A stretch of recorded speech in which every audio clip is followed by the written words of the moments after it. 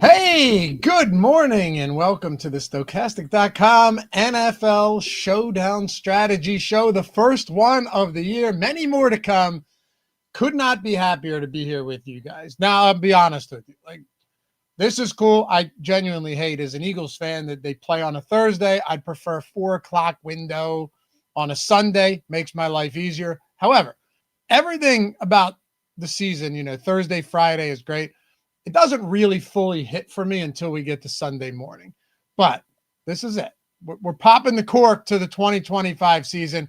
And with me, I have one of my good pals that I don't get to do many shows with anymore, but that could change this year. Chris Spags, one of the sharper NFL minds you'll find out there, did a ton of great best ball work this year. Now making his way once again back into the DFS streets for a little Eagles-Cowboys action. What's up, brother? Excited to be here. Excited to do some shows with you this year, Loughy. I think you and Eric are going to be two of my NFL guys I get to hang out this year on Stokastic, so excited for that. But football's back. I've been preparing since literally last season was going on for this season, ready for it. And by the way, look at Loughy, guys. The Eagles won the Super Bowl. Heavy is the head that wears the crown. Oh no, we have to play on the first Thursday. Oh, I'd love to have a 4 o'clock game so I can tailgate. But you got your champions. You get some rings today. Saquon won a title. Jalen Hurts. I mean, come on. Well, how you can't have it any better, Loughy? No, I just like to. I just don't want to stay up till 11:30. It's dad mode. That's mode. All it is. But you know what? I'm going to stay up till 11:30. I'm going to watch every game anyway. It doesn't matter. Like Thursday, Monday, Sunday night, and everything. I don't like when the Eagles are in prime time. I don't know what it is. You know what else it is, Spags? Here's the honest to God truth. Like, if things don't go well, DFS or betting wise, and the Eagles lose, it's like it's an island game. It's the only game, and then you just go to bed pissed off. But if it's on a Sunday afternoon, there's so many different ways I can, try to fix things. I mean, if they lose to the Cowboys today, there are probably deeper problems in Eagles sound than that, given how big of a favorite they are, how the Cowboys have hired an offensive line coach as their offensive coordinator. We can talk about all those things here, but I think you'll be in good spirits today. That's my guess. My early prediction is that you'll leave tonight feeling invigorated by your champions holding court on the opening game. It's a little nuanced though, because I bet the Cowboys first half spread, and I'd also support your boys. No, you can't do that, man. Yeah, we'll get into everything. By the way, glad to have you guys with us. Love all of you as always, and it's going to be a fun season. If you love us back, or maybe you just discovered us now, but you think, hey, maybe down the road, I think I could love these guys a little bit. Hit that thumbs up, subscribe to the channel, particularly Spags. Hit that thumbs up, subscribe to the channel. It's free. And if you hate it, we will refund your misery. Just hit unsubscribe and rid us of your lives for good. We've got a showdown slate. It is crazy to me, and I understand why. And Micah Parsons actually moved the line more than you would ever expect a single defensive player to. But I get it, man, Spags, that this is an 8.5 point spread, but it is wild to me that it's an 8.5 point spread between division rivals. And it's like, you could go, oh, division rivals, the Cowboys are terrible and the Eagles are good. I get all of that. But also, Dak historically has played really well against the Eagles. And it's just weird to see this matchup specifically, like isolate whatever circumstances you want. 8.5 points to open up the season. I think the Eagles are that good. I also personally believe Dallas was that bad last year. We saw it in, Jerry Jones saying stuff doesn't matter very much, obviously, but data-wise actually does align. Jerry Jones talked about how they couldn't stop the run last year. Micah Parsons, part of the trade here is that they thought bringing Kenny Clark in, and I'm not a defensive guy, but Kenny Clark, a known run stuffer. They thought that actually might help the team out a bit, and the numbers bear it out. Dallas last year giving up 0.12 EPA per rush. It's a really high number going against a guy like Saquon. That's definitely not good news overall. They also didn't stuff the run very well either, a 14.5% rate, one of the lowest in the league. So I think you're talking about something where last year, the Eagles, yards for contact was one of the things they were dominating in, and that helps Saquon find the room to get where he needs to. It's like an awful matchup for Dallas if they're getting, even laterally, similar against in the run defense department. Saquon should kill him. Hurts should kill him. I just think the Eagles run away with this early and often. Okay. See, I think there's a little nuance where you have to take the off paper look opposed to the on paper look for a game like this. and it's hard for like somebody, I understand somebody like yourself. It can be difficult to do that. It's hard for me to do this as well. And I'm not even saying I'm right, but I do think there's an element of like, you are a divisional team that is coming into the link after the Eagles just won their second Super Bowl in 7 years. You just lost Micah Parsons. Your descent into the abyss is unstoppable at this point, given the trajectory of the season, and the sentiment on the Cowboys is terrible right now.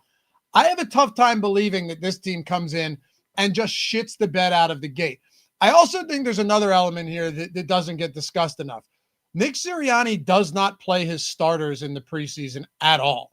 And they have some serious turnover on defense. Slay is gone. CJ Gardner-Johnson's gone. Milton Williams is gone. Josh Sweat is gone. Those were 4 Super Bowl starters, instrumental pieces in the Super Bowl win and holding the defense together. Fangio's a great coordinator. Cowboys have a new head coach, albeit he's been with the team since 2022.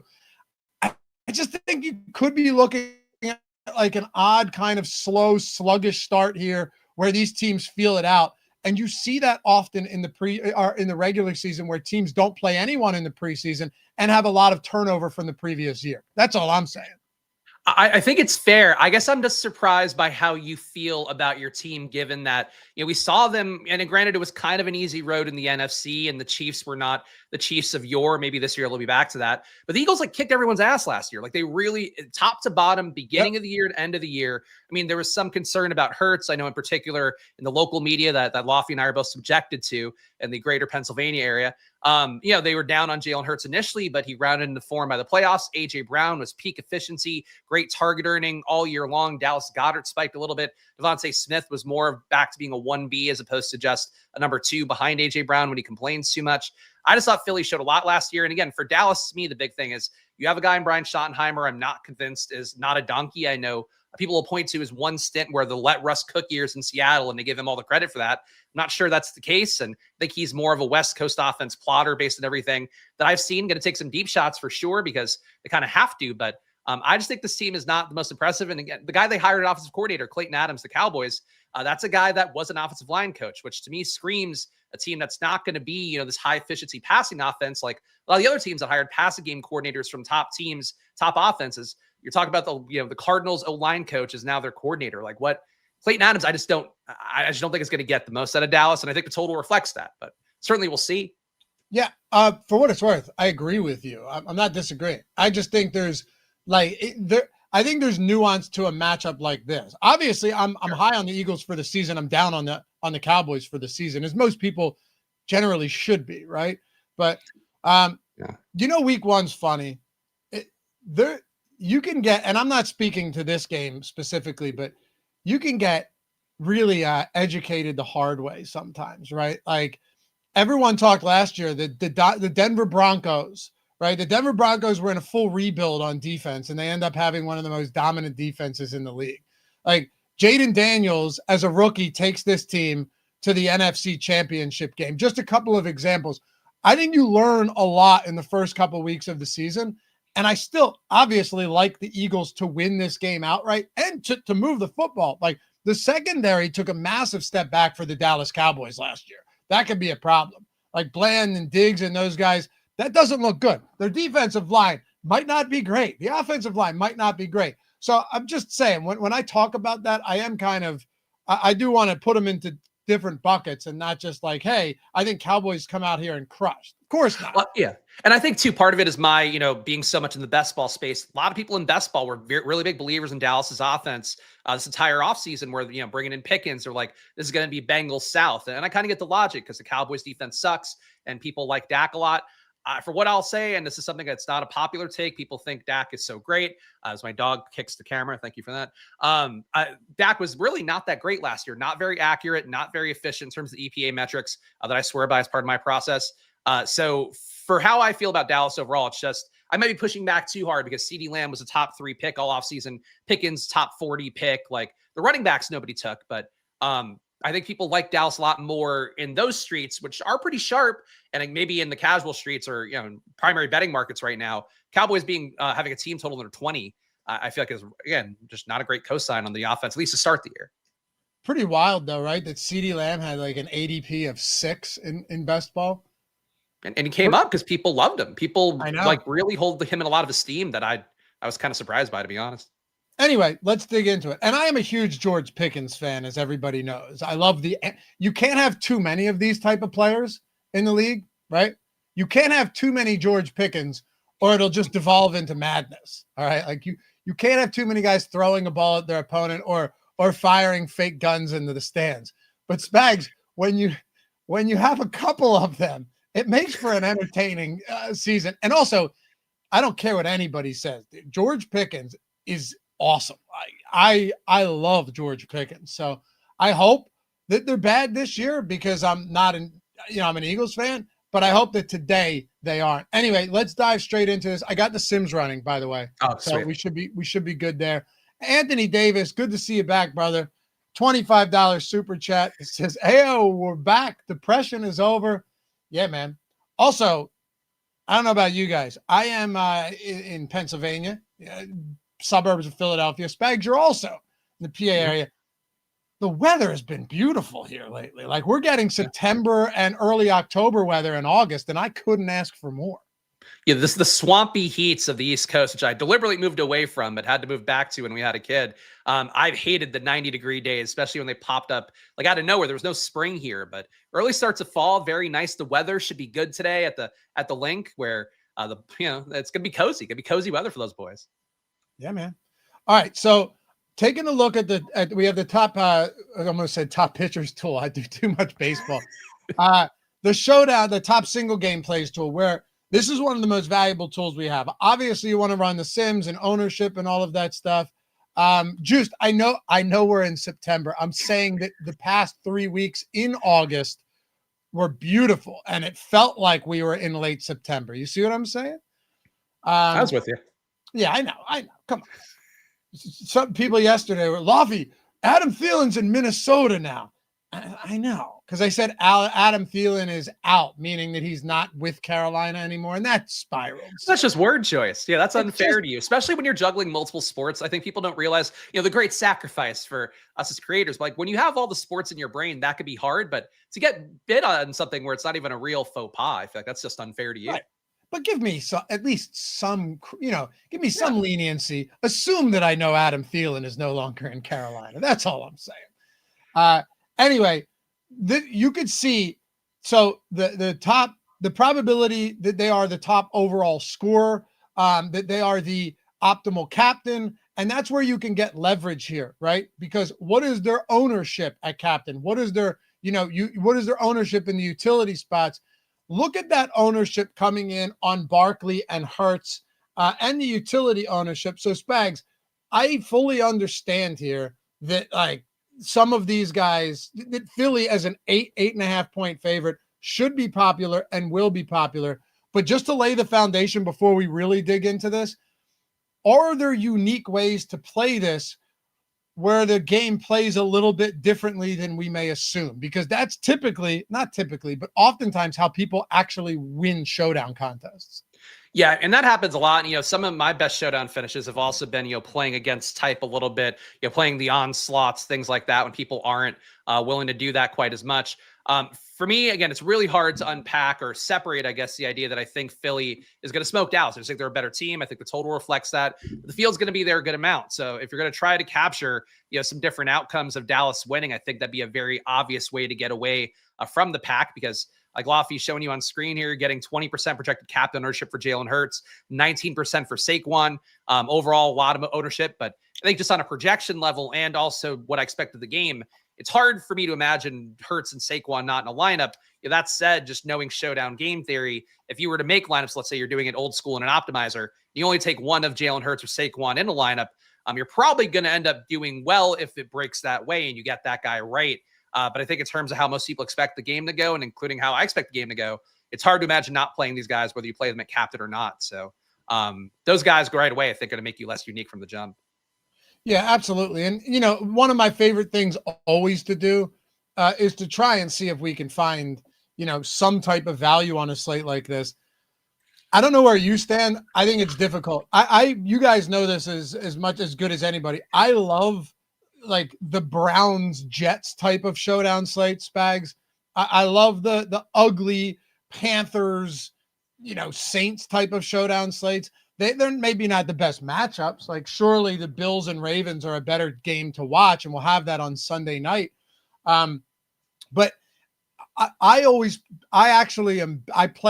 had better results in those than I have in these where you've got, a lot of expensive players. Barkley, Hurts, CD Lamb, all three of these are expensive. Brown's expensive. Prescott's $9K. Pickens, not too expensive, but just looking at salaries here, you have what? 1, 2, 3, 4, 5. You have 7 guys at $8K plus. And then when you start talking about the value options, when it's a week 1, most players are pretty healthy. You're going to be going into the basement looking for some guys like Kevontae Turpin, or paying $4,000 for Miles Sanders, which just seems insane to me. Yeah, it's not great paying down. I mean, one guy who got new money that I'll just point out for that reason, and technically the highest paid running back in Dallas's room right now, Hunter Loughy, is $400. So that's one guy that when I was going through, I could see how there's a world where maybe he catches a pass, maybe somehow luck boxes a touchdown. You can maybe make a lineup there. But I'm with you. I think in terms of value, like Kevontae Turpin to me felt like the lowest tier guy I want to go to. I could see the Miles Sanders case. If you really want to squint your eyes, Jahan Dotson had some vaguely good camp reports this offseason, but they still traded for John Mechie. So how good was he really? I think is still a fair question. But it's showdown. So like, I think mixing in your Lukes, your Dotsons, your Sanderses, especially if you're playing a 150 max, let alone a 20 max, I think it's probably the move. But if I were to make a case for a guy, I think it would be Kevontae Turpin at 2,800. Just think that he had some good camp reports. Seems like he passed up Jalen Tolbert in the order, and he has some, kick return equity as well. So Turpin as a value, I think, is one guy I would at least put a little bit of a stand behind. I'm with you here for sure. Now, a guy like Lipke, could he get some work? It's possible. We've seen it before. He's essentially minimum salary. Turpin getting 22% at flex ownership or utility ownership, that's not that high. No one's really going to captain him, but we have seen that this is the type of guy that can get the ball and go. And ideally, when I'm playing a cheap guy, I do like the idea, unless it's like what was his name? How am I forgetting this? The Eagles player last year when you had Brown, the white guy. We talked about it on this show. He ended up having like 8 receptions for 40. I know you're talking about not Riley Cooper. That's a long time. No, Riley Cooper's the one that said the N-word at a country festival. That's a slightly different. What claim to fame, by the way? Like I say the name and immediately like, yep, that's the N-word guy. Nope, that was Emerald. Thank you, Britton Covey. Britton Covey. Yeah, he's not there. My father-in-law calls him the kamikaze because when he would return kicks, he would just go straight into massive defenders and get killed. But there are opportunities like that where there could be volume. But typically, if you're going super cheap, give me a guy that can make it on one play. Yeah, I think that's fair. And Turpin definitely fits that criteria. And I just think, too, again, people, at least in the best ball world, and I think, the fantasy football Twitter world, have been into Dallas enough that I think you're getting some leverage going to wide receiver 3 instead of Pickens, instead of CeeDee Lamb. But obviously, CeeDee Lamb and George Pickens project on a much higher tier, and that's why you're getting Turpin for so cheap. And, Jalen Tolbert to a lesser extent, even though I don't think he's a wide receiver 3 anymore. The truth is, though, whether we want to admit it or not, well, really, whether we like it or not, I think kickers can play an instrumental role on roster construction on this slate. Now, I just ran the Sims. I favorited 150 lineups. We can go there, but I do want your initial take on defense and kicker. And typically I do this last, but I think when you've got a slate like this, where you've got 7 guys at 8K plus, you're going to need to find ways to free up some salary. And we have seen last year a ton of times single or double kicker lineups taking down these monster showdown sites. It's no longer a thing of the past. Like this happens a lot now. Yeah, and I think too the Sims do tell the tale very often, and how often you're going to get the two kicker lineups, the two defense lineups, even, and the value of those lineups to EV is always present on the Sims. So I think being open to those more than casual players tend to be is always a good idea. For me though, again, just going with the game and how I see it, I think the Eagles defense stands out as more appealing. I just am not buying in on this Cowboys offense, being good. That said, they might be risk averse, so maybe not a ton of upside there for the Eagles D, but I think there's a case to be made. Kickers, I do think, is the strongest case, though, where Brandon Aubrey, we know, can kick literal 60-yard field goals. That's a pretty big amount of upside. Sim-wise, I had some nice lineups I like with Jake Elliott as well. In particular, the 5-1 Eagles builds with Jake Elliott, I think, look pretty good. So for me right now, for how kickers going, I think they're both strongly in play. Aubrey is definitely more the casual play. People know he's got the big leg after playing so many island games last year where it felt like he was incredibly chalky. But both guys I like a lot. And, defense-wise, Cowboys, he's going to be low owned. I just don't like them. I think they're really bad. Got it on the screen here. And, yeah, you're right. I mean, Jake Elliott and Aubrey were both getting, 30+% of both of those guys. It shouldn't come as a surprise, because where else is our value coming from? And unfortunately, we do have restrictions on on how much salary we can use. So, Hurts, we have a ton of. A lot of Hurts. What is that? 55% exposure right now. That's all exposure, actually, Spags. Let's take a look at captain and flex. Flex, I assume Hurts is good. Yeah. Probably another 20 in captain. 18, 20. Oh, no, 13. Yeah, 13. A lot of Barkley at captain, which makes a ton of sense. CeeDee Lamb, 10. Goddard. I had a feeling we wouldn't be getting to a ton of George Pickens here, which I'm not shocked by. 22% in the flex, 4% at captain. He's always kind of one of those guys that stands out to me. There's a lot of unknown here. We know who CeeDee Lamb is. We know Ferguson. We know that this backfield with Javonte and Sanders is probably going to be quite bad, and they're probably not going to be able to block for them. They couldn't last year either. Pickens, to me, feels like the wild card here. He comes in. He's clearly, we'll say, second fiddle to CeeDee Lamb, but has the potential to have some blow-up games. You've got Quinion Mitchell. You have Cooper DeJean for the Eagles. But, again, they lost Darius Slay. They lost C.J. Gardner-Johnson.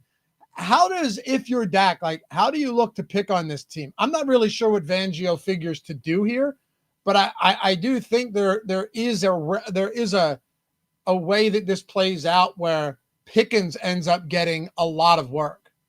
Yeah, I mean, look, I think Pickens, a lot of talk this offseason, and I do think it's something that's going to be there, even if I don't believe in the Cowboys offense. So Dallas wants to get the ball downfield, and I do think that's something where Pickens would be the obvious beneficiary. They also want to get the ball in space, so I certainly see the logic PPR-wise for thinking that CeeDee Lamb would be a guy, but you're not sneaking up anybody taking CeeDee Lamb tonight. It's one of the top projected players, high salary guy. He's going to make his way into a ton of lineups on a casual slate as well, where he's one of the known names. So I think with those two guys, the case is sort of obvious. The guy that stands out to me based on the data would be Jake Ferguson. I think the price tag's pretty good at $5,200.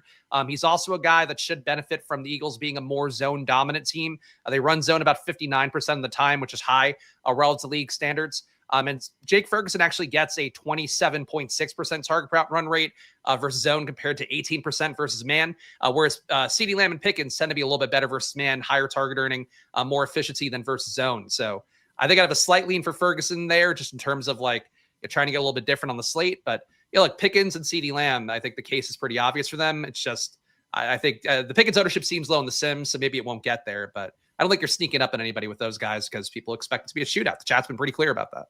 Yeah, I don't think that it's a sneaky play either. I do wonder though. You have Cooper DeJean in the slot. You have who was a rookie shutdown corner in Quinion Mitchell. But then what do you have? You have Dory Jackson and Kaylee Ringo on the other side, Spags. Is that an exploitable spot? It feels like it is. I mean, it just comes down to me more of a team defense thing, and I still believe in Fangio. I mean, every stop he's had, the defense has been fairly good or good enough. I think Miami may be one exception that didn't quite work out as well, but I'm a Fangio guy. I was also a Kellen Moore guy. He's gone for the offense, so at least the one part remains with Fangio there.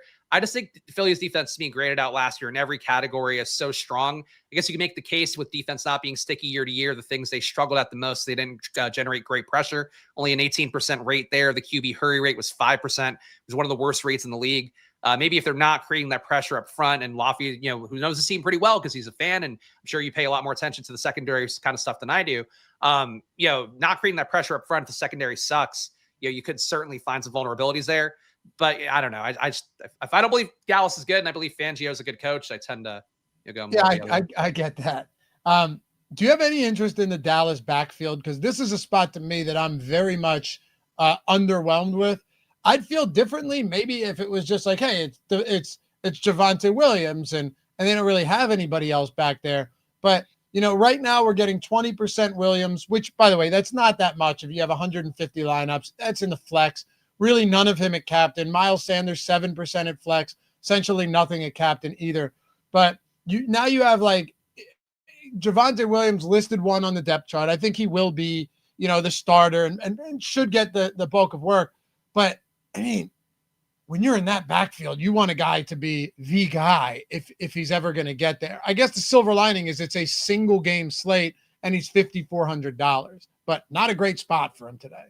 Yeah, and honestly, I like Ferguson too in that similar price range, but Javonte is actually a little bit more expensive, but expected to be less owned by Stokastic, 31% ownership. Actually, no, I got that wrong. Ferguson's actually a little bit lower, but close enough.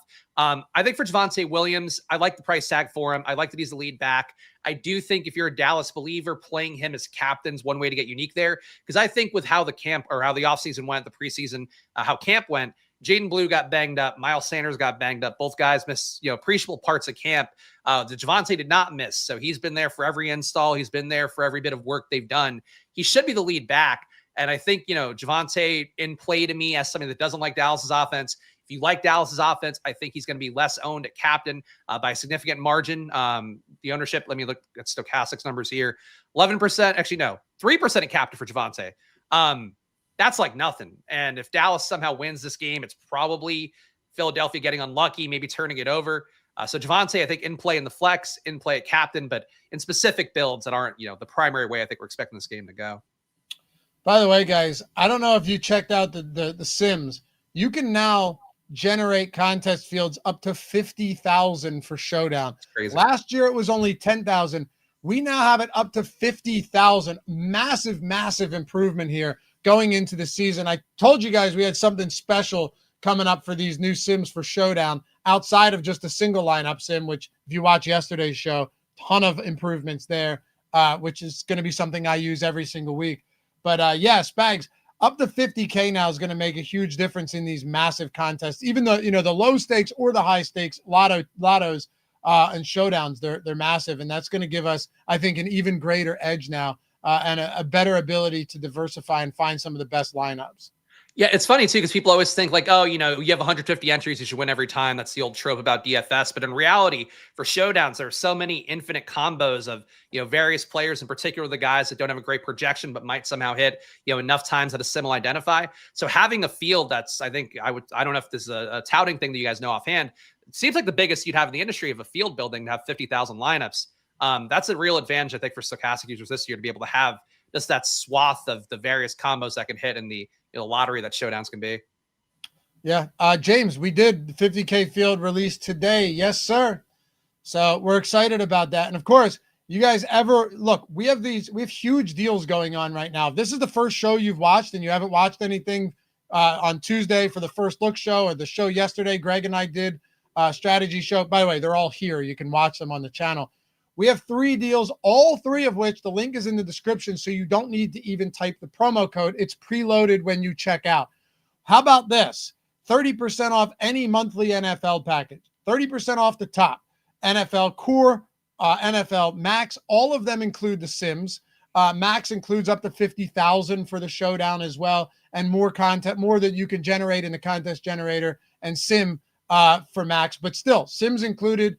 Every tool that we have for NFL is included in both of these. Or you say, you know what? I want tonight, Thursday night football, and I want Friday. I want to get access to the Sims, to the single lineup Sims, and I want to do it for a single $1. Guess what? You can. You'll see all three of these in the description. This one right here, $1 for NFL Core Weekly. Today and tomorrow's slate, that's 50 cents a piece. All of the tools for these massive showdowns, $1 for Thursday and Friday slate. And then, of course, I say it every time, not for everybody, but it is the biggest discount, the best bang for your buck you're possibly going to get. 10% off NFL the whole season or any all-access packages for a year. Here's what I say. If you intend on using the tools, the Sims, Core for NFL all year or Max, and you're going to do it and you're just like, I'm going to be here all year, I'm going to do it monthly, it's already cheaper to go annual, but then you're taking 10% off on top of that. If you're going to be doing it all season regardless, and you know you're going to be here using the tools, go ahead and do yourselves a huge favor. Jump in now, lock it in at a big discount. So all three of those in the description. Click that. It'll preload the promo. You don't have to do anything else after that except join the Discord, come hang, and use the tools with us. All right. Here's a fun thing to look at, Spags. Whenever I run this and I look at like exposures and stuff, it tells us one side of the story. But what about the guys we're most overweight on, being Barkley, 14% positive leverage, Goddard at 7, Eagles at 3. You have to feel good about giving your sentiment to the Eagles today. Oh, yeah. I mean, I love seeing Saquon coming up this much for the sim. I mean, the crappy part, and it is part of the game theory that comes with a lot of these tools, is that a lot of Stokastic users, a lot of those people signing up, taking advantage of those great deals that Loughy just listed out, does mean they're going to be playing a lot of Saquon Barkley as well. So being mindful of that and maybe not you're taking the first lineups you see all the time in the sim might be the move. But that said, for Saquon, big cosign on him. I do like that. Dallas Goedert, I'm not crazy about in the spot, so kind of surprised to see him be. I guess I'm not surprised, but I'm personally, not as big of a fan. That said, I get the logic. Again, people are going to go to those top star receivers on both sides with CeeDee Lamb and Pickens, and with A.J. Brown and Devontae Smith. I'm on the Eagles side. So going to tight end, I think, is viable. I get the logic there, and certainly with that total for the Eagles, if Dallas Goedert puts up 2 touchdowns, like that's probably enough to make it as captain. So some fun stuff to see, and you're pulling up the Eagles defense here, being heavily involved, Cowboys D being involved. Not surprised by the Cowboys as well, even though that wouldn't be my choice, but we kind of talked about the logic. People just won't play them. Eagles D, though, that's a pretty big cosign, and they definitely are in a lot of the single line of sims I built before the show. So I like to see that. Yeah, I'm not surprised by this, right? You look, this is our flex exposure, positively leveraged. Look, the top 4 where we are over the field on are Eagles, Cowboys, Aubrey, and Elliott. But when you look at the makeup of the slate, I don't know how much it's going to surprise us. Why don't we do this, Spags? Hold on. Let me zoom in a bit on this for you guys. Take a look at some of the actual lineups that we have. Here are the highest simmed lineups we have. I ran this at a 10,000 field. Of course, you can always do 50, 50,000, 25,000, whatever it may be, or less if you're playing smaller single lineup stuff. But the top 3 lineups are Eagles captain, Barkley, Hurts, and then Barkley again. 3 of the 5 have A.J. Brown. And then essentially everything has kickers in it. Not the top one, sorry, but Aubrey's in this one. Jake Elliott. Luke Schoonmaker's another one. But you have to find value somewhere. It's just not going to work. Yeah, I think out of those lineups, I'm surprised to see the Cowboys be involved in the highest ROI lineups. I certainly get it would drop the ownership product down, and I would say, simulation-wise, there's probably some game scripts where the Eagles and Cowboys make it almost a kind of quintessential preseason game where it just doesn't end up putting up a ton of points. Guys don't end up kind of showing enough in week 1. But yeah, I don't love the Cowboys that much, but I get why they're there. They're not going to be owned, and certainly if Jalen Hurts blows it a little bit, but still makes a lineup that's also getting you unique. So a sim shows you stuff that you don't want to see sometimes. I think it's really how it comes down. And also, if you really did want to take a stand, right? Like you just don't like that spot, you can, this, but you can just go into exposure caps, and then you can set the exposure cap on kind of what you feel comfortable with on the Cowboys, or, make a negative ROI boost on them or something like that. There's a lot of ways to kind of massage this to get what you're wanting. But my suggestion is don't massage it too much to the point where you're just overriding the purpose of the sims in the first place. Yeah, don't mess up the data. Still, we want to build well-projected lineups. Obviously, Showdown, you have a little more runway to build slightly less well-projected lineups. But that's a big thing for me. And I think a lot of the data that people have put out this offseason has showed is that players just aren't playing with projections enough in mind, even though these Sims tools are so prevalent and projections are better industry-wide than ever. People just forget, like, you still have to build lineups that have a good projection to them. And the Sims remind you of that pretty handily. You know, these lineups don't look all that bad from like being able to jam good players. Hurts, Brown, Pickens in that one.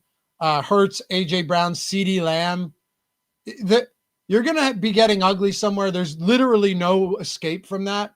But, you know, another one, look at this one. Barkley, Brown, AJ Brown, Dallas Goedert, Jalen Hurts, Luke Schoonmaker. So that is a true Eagles 5-1 onslaught, going with a cheap Dallas tight end and going heavy Eagles ever. I mean, you have the 3 top options for the Eagles in this lineup with Dallas Goedert as well and the Eagles defense. So that's a true onslaught, and that is the 5th highest simmed ROI lineup right now. Yeah, I like the onslaughts a lot based on when I was building with the single lineup sim before the show and kind of, using the sim in parallel to see what the Stokastic data thinks are the best lineups. But a Saquon captain 5-1 build, maybe you swap in a kicker there. You go to a different player besides Schoonmaker, I think is valid. But that one too, just a build where the Cowboys offense doesn't hit, I think is going to really eliminate a lot of the field. And I think it's a very viable outcome based on team total and just what I think of these teams. I do want to say though, you mentioned that you don't like the Cowboys, and look, I don't love the Cowboys defense either.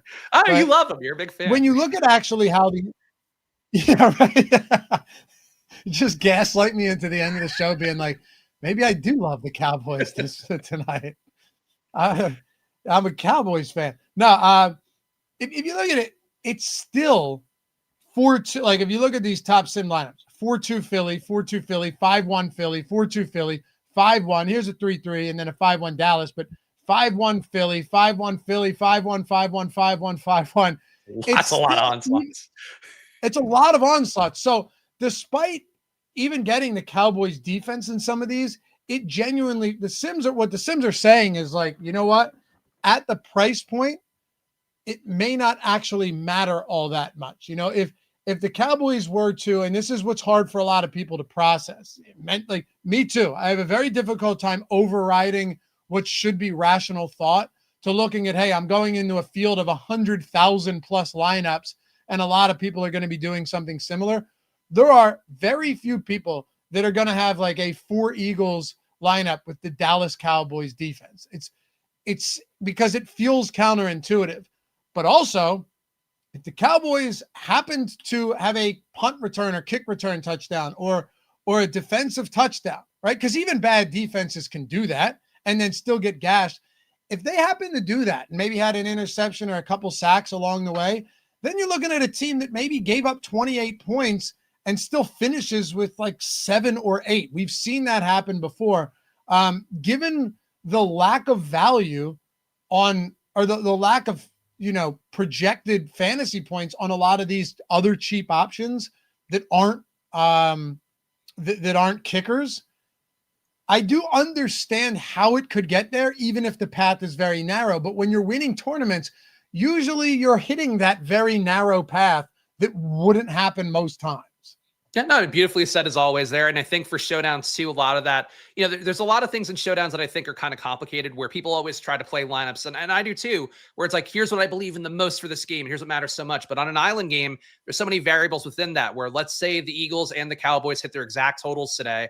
It doesn't always necessarily mean that you're going to have, a bunch of Cowboys players in that roster or that, that they're going to, have a lot of guys scoring points, putting up yards to get that 19 points. It could be the defense scores 2 touchdowns. It could be that Turpin plus the defense or, put up the touchdowns in the game and that's it. Aubrey kicks a field goal or 2 and that's the entire game for it. And then you also have the part of it too, where like we're seeing this on the sim right now.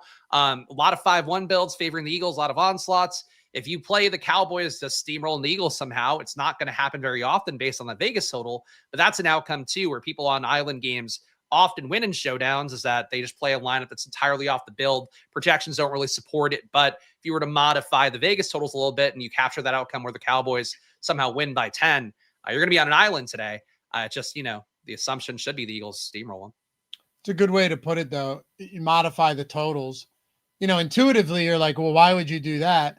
But the real answer is, well, games don't always play out exactly, as they're expected to. And, especially early in the season, you're going to see a lot of weird stuff. Remember how many outright dogs we saw just winning outright last season? Like people's survivor pools were dead by week 2.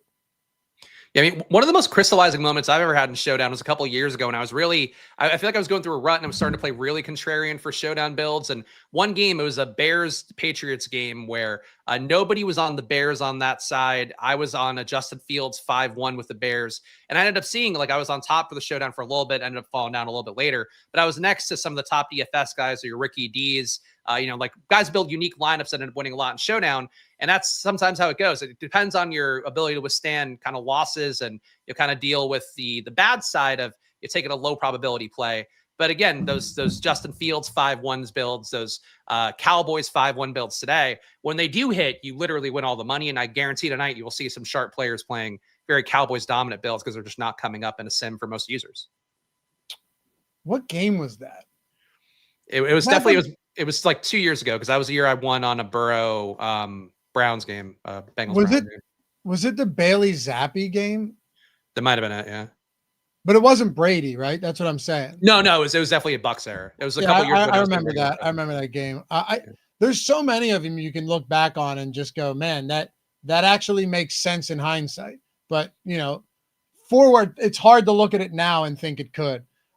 Anyway, the Eagles are a team where you're just not going to get a lot of value out of them. If you're looking at, a Jahan Dotson, fine. You had mentioned Mechie, but I have a tough time believing you get much there. He has a receiving yards prop of 1.5 Spags today. And I think Dotson's at 7.5 yards.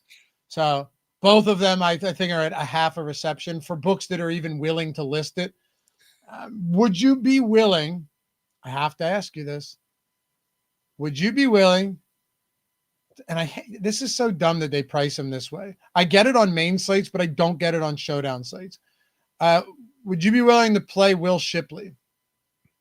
So I'm not a big believer in Will Shipley having a real role when Saquon is going to be available and healthy. They did bring in AJ Dillon this year, and he's not anything special. Had a neck injury that knocked him out all of last year and ended his Packers career, but he's apparently had decent enough camp reports. I know Shipley looked good in the preseason. Shipley's price tag is $2K, so he's in that cheap enough range. I mean, look, again, it's a 150. If you're doing 150, you play Shipley. I don't hate it. I get the logic for it, especially too, because I do believe the Eagles steamrolled Dallas, and maybe there's some world they pull Saquon early. Shipley gets a touchdown. They build his confidence a little bit. I would say if the game's competitive, I don't think Shipley gets there. If Philadelphia is rolling, I think Shipley has a shot. That's what I was going to say. There is a path where if they go up big, we saw it actually last year, multiple games where Shipley ended up getting a little bit of work in games where he otherwise wouldn't have. That game against the Giants was one of them. Believe it or not, against the Washington Commanders in the NFC Championship game, they were up by so much that Will Shipley came in and ended up having 77 yards and a score. So there have been a few instances. Matter of fact, blowout win in week 10 against this Dallas Cowboys team, 9 for 34. Not, inspiring, but the workload was there. I don't hate it. I think if I'm going to do that, though, there's no real way to play it. You could say, well, I'm going to go with Dallas guys as well because now they're forced to throw. You go to the passing game, or you just Philly onslaught it. Like, there is a world where a Barkley Shipley lineup wins a tournament. Yeah. And honestly, though, that's the thing with Showdowns that does kind of drive you insane if you play every single slate that has a meaningful prize on it. For these Showdowns, is that I could get, I've been very clear about my stance here to the point where I probably have given Loughy as good content for arguing back and forth. I just think Dallas sucks. I think Philly's good. I think that's how the game goes. But I think in the spot, you could still have an outcome where Philly is so good that Shipley hits. And I think that's actually a very good take by you. If you really believe in Philadelphia like I do, mixing a Shipley lineup in, even with Saquon at captain, I think could work in certain builds. I don't know if the sim would love that, but I think that it can work in certain builds.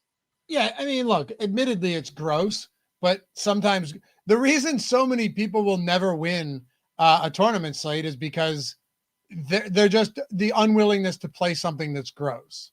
Mm-hmm.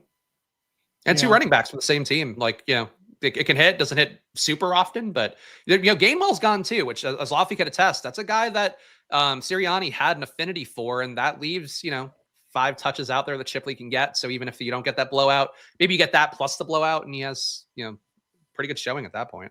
It's actually, that's a good, I don't know how I didn't think of this, but you're right. The fact that Gainwell was still there last year and Shipley got a lot of that garbage time to work. Yeah. And then he might get this, the Saquon's a little tired. You mix in for a few snaps kind of thing. I think he will actually. Yeah. I think so. Especially after that massive workload. Someone mentioned that we're not getting any Turpin in the Sims. We got 11%. That's not terrible. There's some guys that there's no way you're going to get to a lot. If you wanted to boost somebody like Turpin, I don't hate it. You're playing with fire, but that's a good thing if you're willing to get a little risky. Kylan Granson is in Philly now as well. Spags, I can't imagine you're going to get much there. Like, you still have Calcaterra as well. Yeah. So all of these down here are just, Hunter Lipke, Jalen Tolbert, John Dotson, Will Shipley. They're all just total dart throws. This is going to sound wild. I think of any of these guys under Turpin's ownership exposure right there. So these like 8 or 9 guys down here, I think Shipley's probably my preferred option, believe it or not. I think you made a compelling case for him that I hadn't really thought of, so I'm with you on it. Calcaterra is kind of interesting to me because there was a period, and again, Loughy, being an Eagles fan, probably knows it more than a lot of people that weren't paying super close attention in the offseason. There was a point where the Eagles looked like they might move on from Goddard if he could find a trade partner that wanted to pay him, and they couldn't find that. They agreed to a new deal, kept Goddard in, but it seemed like the Eagles were pretty comfortable rolling with Calcaterra if they didn't have Goddard agree to a new deal. And Calcaterra was kind of efficient last year, 0.5 EPA per target, not a great target earner or anything. Only 11.5% rate, so about half of what Goddard is. Maybe they like him enough. They boost his role a little bit, play more 12 personnel this year. And, there's a world where Calcaterra, I guess, could hit. Yeah. And like once in a while, he just rips off a 40-yard reception. Mm-hmm. It's weird the way he does that.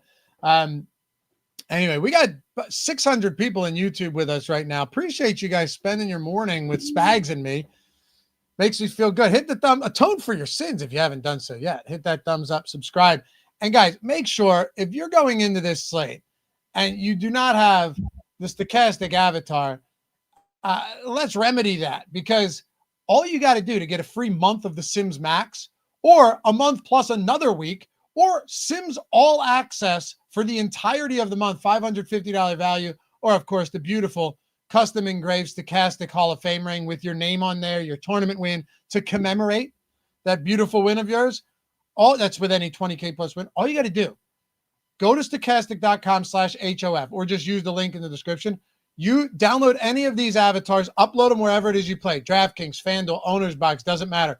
Finish top 3 in a field of 5,000 or more. And this, by the way, could be like a 5 or 10 cent entry. It doesn't matter. As long as it's a field of 5,000 or more. And in Showdown, you can't chop with more than 2 people because we would go broke.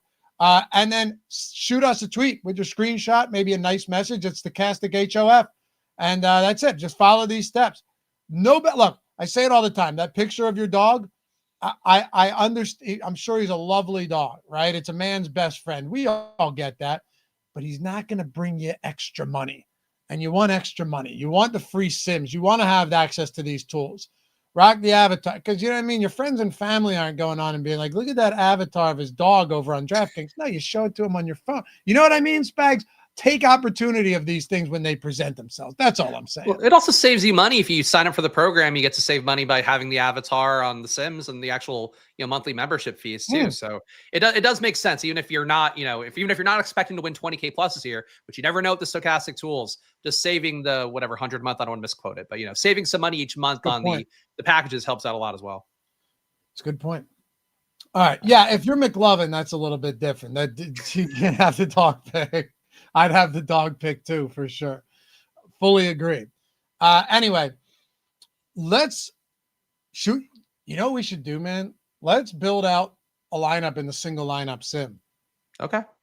All right. Unless I think we covered everything here, right? As far as the slate goes, unless there's a stone unturned that you think we should hit on? I think we could go into the single lineup sim. I mean, honestly, when you covered Kylan Granson, and I saw that on the sheet before and was like, Kylan Granson's on this team? It's like, I didn't know, dude, I had no clue either. And if I did, I forgot. Yeah, Indianapolis used to love him. I get they didn't need him anymore, but he was always getting routes there, and it seemed like he shouldn't. I thought so too. Well, the sad thing for me is that my sweet Jelani Woods will never materialize into, and I loved him, man. I thought Jelani Woods, I'll never forget it. A couple years ago, he had that awesome game against a good Steelers defense. And I'm like, there he is. This guy, freak athletic, like freak athleticism. Guy could be awesome. And then every year he just gets hurt before the season even starts. And eventually they're like, okay, we've had enough. It's been fun. But yeah, that sucked, man.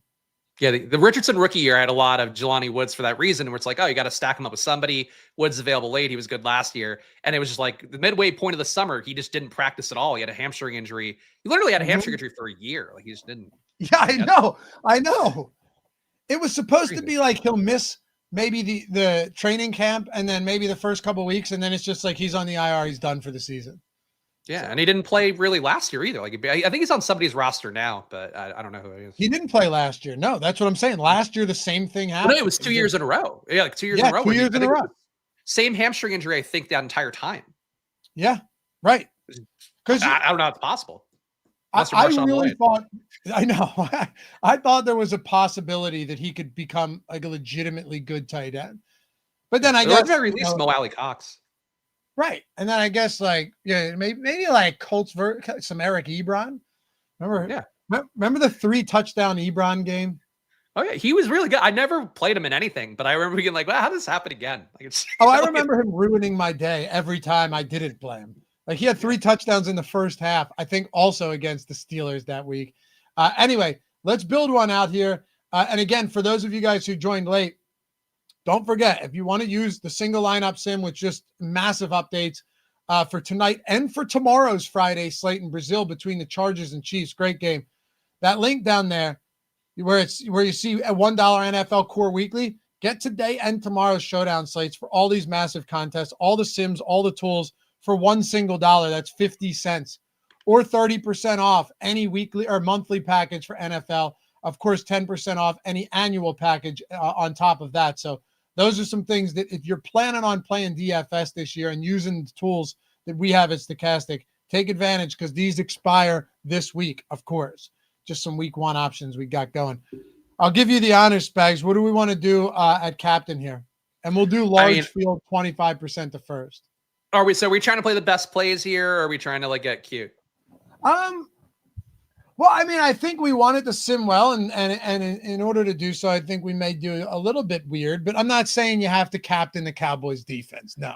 Okay. No, so I would say Saquon captain. That came out really well in the sim. We saw about 33% captain exposure for Saquon, even though, again, it's a play that people will absolutely see coming. The ownership's going to be there. I would say even larger than the 20% projected right now. He's the best play on the slate, I think, based on how everything says game total wise and what we saw last year. All right. And also, he is our most positively leveraged guy in the captain spot anyway. From when we ran the sims. Yeah. And again, sim data, the big revelation of sim data is that you can play popular plays and not feel too bad about it, even on Showdown. So I think for Saquon, he's just too good of a play. I also want to go Pickens here. I'm just going to throw him in. I've talked about him. I like him. We had 20%, 22% at flex. I'm fine with that. You now have the opportunity to play another Philly guy. Okay, I would still play Hurts here. There is a bit of a push-pull with Hurts and Saquon. For a showdown, though, I think it matters less than for a main slate. Hard for me to imagine these two guys not putting up 15-plus points, and I think Hurts makes a line if he puts up that much. Yep.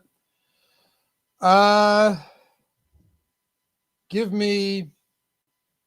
You know what I'll do here? I'm going to make it a little bit different for you, Spags, possibly a little easier as well. But give me Brandon Aubrey here. I think we need to do something, right, for kicker.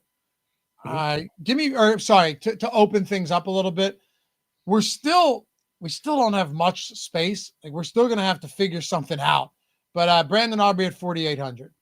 All right, let's do the fun thing then that we talked about. I'm curious how it sims. We did discuss the idea here of there being a blowout. I do think Saquon at captain with Aubrey kicking some field goals. Maybe Pickens doesn't get a touchdown. He just gets there in terms of yardage and PPR. So I'll go Will Shipley in this lineup. I'll leave you some money to make a maybe more logical choice than the than the backup running back. But you got me Shipley pilled now. I hear you. Let's try it. And that gives us 7,400 remaining. I'm going to go down here, show affordable players. Now, another thing you can do is you can lock these players in, right? And then after you run it, you can clear the lineup. It'll keep your locked players. And if you wanted to complete the lineup for you again, it'll optimize it. You can keep running it until you get what you like. I think and the randomness is the new setting, which is nice. Oh, it's real cool, man. Yeah. So like if you and I just locked in Barkley, Pickens, and Hurts, then you could have it optimize this with those three locked in. Like say you wanted them in that order, then you could just keep running through it. Also, here, you'll love this, Spags. You can now, and this is awesome, main slate, whatever, you can now change the randomness all the way up to 30%. That's nice to have, especially when you're building lineups, the hand builder for the main slate, just being able to fill that out with different stuff and get different looks, as opposed to always getting the top projected guys. That is a very helpful wrinkle to have. And the single lineup sim for no matter what sport. For MLB, I had a top 10 finish this year with just doing single lineup sim. So I love that tool. Yeah. And I don't love our result. We did not do well here. Minus 46%. So let's do this then. It never wins. There's a world of opportunity. I find it hard to believe that never wins. That's so insulting when you get the flat zero. Yeah, they really shit on us there. Typically not the result. Let me lock these guys in. I want to set this at 15% randomness and complete the lineup. What does it give us? Why did that not work? Complete this lineup. There we go. Okay, there we go. It gave us Granson. So it's Barkley, Brown, Barkley, Pickens, and Hurts with Jake Elliott, Kylan Granson, and AJ Brown. Okay, so what's the difference? Is it Brown over Goddard and then Granson over Shipley? I see what happens. And then Elliott over Aubrey, but I don't think that's all that important. Yeah, I mean, I just wanted to go to the Onslaught build, I guess. So let's see if that sims out well. Went Onslaught and then fully punted down to Granson. Yeah, and I mean, that's definitely going to decrease the ownership and obviously saves a lot of money. All right, that Crush Star line, that makes me feel bad that a Granson lineup just dominated ours like that. Yeah, from negative 45 to plus 45. Yeah, it's a 90% swing. All we needed was Kylan Granson. So, there you go. The sim sometimes does that though, where you're like, why is this guy coming up? And then it's like, oh, this guy's in the lineup. Like Tucker Kraft, the sim was earlier than anybody in the industry too last year for main slate DFS. And if the sim's saying play some Kylan Granson, if you're putting in 150, you don't play Kylan Granson, you're going to regret it, even though I didn't know he was on the team before we started the show. Yeah, dude, he's going to win us a tournament. We just discovered who he was on. Thought he was still like luxuriating behind Tyler Warren, and no, he's in fact in Philly winning people $1 million tonight. The old Philly tight end 3. Let's see what happens. By the way, Spags, before you go, and shout out to all 600 plus of you guys hanging out with us today. Tell your friends about the show if you haven't done so yet. Sponsored by Epic, and I'm actually excited about this one because you have sponsors from time to time and you have this or that. And oftentimes it's, against the house when you're playing these type of formats, particularly in the pick'em sense. With DFS, it's not against the house. You're competing against other people. And with Epic, it's the same thing. Now, if you haven't signed up yet, first things first, use promo code ODDS1, ODDS1. If the link is in the description, get a 50% deposit match up to $50. But they have a picks mode that's available in 38 US states. And then they have a tournament mode where you are playing against the field, like where you're actually put in a position to where you and I are talking about here to say, you know what, this is, I should also mention the plays over there are static. So they don't move, which means, and I think that could be super beneficial. How chalky are some of these guys going to be where if you hit the under where everyone else hits the over in these tournament style ones, there's a very real possibility that you are on an island and you're giving yourself the same leverage that you have in DFS. You don't have that with a lot of these other pick'em sites. Yeah, there's some nice bets on there as well, some nice lines on there. I like the CeeDee Lamb over 0.5 rushing yards. That's a 1.9x payout today. In terms of the lineups you can build, I just think this is a team that's going to run the ball a good amount. CeeDee Lamb had about 1 rush per game last year. Maybe that gets up above 1 with this team being, I think, a little more run forward. Devontae Smith, I like the 2.5x for him. Over 0.5 touchdowns today. He actually had more red zone targets last year than AJ Brown, which I think a lot of people were asleep on. We'll see if he carries it over this year. And Saquon, nice line for him, 109.5 rushing plus receiving at a 1.8x. So a lot of similar principles, some of the other pick'em apps you've seen out there. But like Loughy mentioned, the tournament components, it's a nice, clean, sleek app as well, which I think is always a positive. So I like the Epic deal. Glad we're going to be working with them this year. Yeah, me too. And another thing, there's a couple of cool things.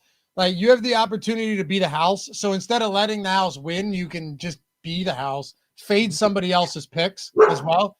So like you could pick it or fade it, right? So after somebody posts their lineup, you can choose to take the opposite picks if you disagree with the picks from the ones that you're looking at, which is another cool little feature there. But you have the picks mode, 38 states. I think the tournament mode, you and I mentioned it earlier, I believe 24 states. Yeah, I think you got that. So it's 20 plus for sure. Yeah, 20 plus for sure. But it's a very cool format. And also, I will say, I know of some of the people behind this. They're actual sports bettors and DFS play, and fantasy players that understand the industry. You can't be limited here. There's no limits, unlike so many of these others, where if they sense that you might be decent, you're gone. You're gone, down to pennies. Like that's another massive advantage. So if you haven't checked it out and you want to check it out, link is the first one there. Click it or tap it if you're on your phone. Use odds1, ODDS1. Get 50% deposit match up to $50 and start winning some money over there, man. It's a great way if you think you're sharp enough to be able to make money, Spags. And I think the reason for that is that they're not going to limit you, and you can play against the field the same way you would in DFS. I think there's still more of an edge to things like this, though, because there's a lot that is still yet to be tapped into, and the puzzle has still not fully been solved for something like Epic. And frankly, I mean, there's been other sponsors at Stokastic in the past that I think have been similar, where people really exploited the edge on the platforms with being prop-based kind of approaches on there. And I think when you find these new sites that have, are aggressive about getting customers in, and also you have lines that are favorable and, like Loughy mentioned, not limiting you and things like that, that's where a lot of people can win up and run up a lot of money on these sites sometimes without even them realizing it. So definitely a good time to hop in there. And I like the pun-based branding as well, where it's epic, but you got pick in there, and it's clever. It is clever. It's clever. When you point out how it's clever, people love that. Like, it's pretty clever. Anyway, Spags, good stuff as always, brother. We'll see you guys back here. Are you doing the show tomorrow? Because we have a showdown slate tomorrow as well. Yeah, tomorrow I'll be on the Live Before Lock with Greg at 7:15. Cool. And then Sunday I get to move up to Eric Lindquist. I'll be doing the show with him after you and Ben on Sunday. So I'll be on the Live Before Lock main show. And I think this spot might go back to Gajeski. So people who don't want to see me, that might be the case, but it's a moving parts thing right now that I don't really know. We'll see what happens. This was fun. We'll be doing more of this for sure. And as always, take advantage of all of the offers, the promos that we have for week 1 down there. Something for everyone, whether it's the first couple of days, whether it's a month, whether it's a year, whatever. If you ever have questions, hit me up. You can find me in the comments or at Loughy_D on Twitter. Spags at Chris Spags on Twitter. Give him a follow as well. And tomorrow's game is going to be sick too. Chiefs and Chargers in Brazil. But we still got Live Before Lock tonight before we even discuss that. So thanks, guys. We will see you back here for the next one. Bye-bye.